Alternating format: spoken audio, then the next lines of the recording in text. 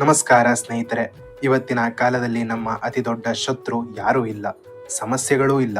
ನಮ್ಮ focus ಕಿತ್ತುಕೊಳ್ಳಲು mobile notification ಇರಲಿ, ಬೇರೆಯವರ ಟೀಕೆ ಇರಲಿ, ನಮ್ಮ ಗಮನ ಮಾತ್ರ ಕ್ಷಣದಲ್ಲೇ ಮಿಸ್ ಆಗಿ ಹೋಗ್ತಿದೆ.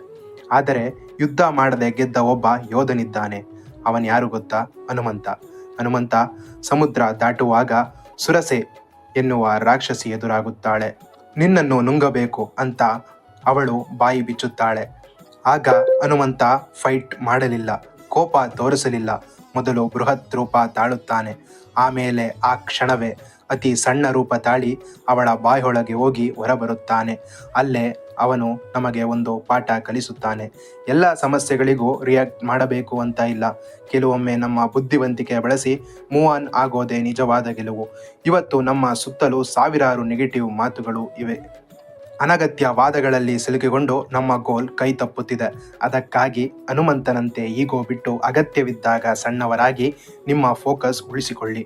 ನೆನಪಿಡಿ, ಎಲ್ಲದಕ್ಕೂ ರಿಯಾಕ್ಟ್ ಮಾಡಬೇಡಿ, ಫೋಕಸ್ ಮಾಡಿ ಮುಂದೆ ಸಾಗಿರಿ. ಈ ಲೈಫ್ ಪಾಠ ಇಷ್ಟ ಆದರೆ ವಿಡಿಯೋ ಶೇರ್ ಮಾಡಿ, ಕಮೆಂಟ್ನಲ್ಲಿ ಜೈ ಹನುಮಾನ್ ಎಂದು ಬರೆಯಿರಿ.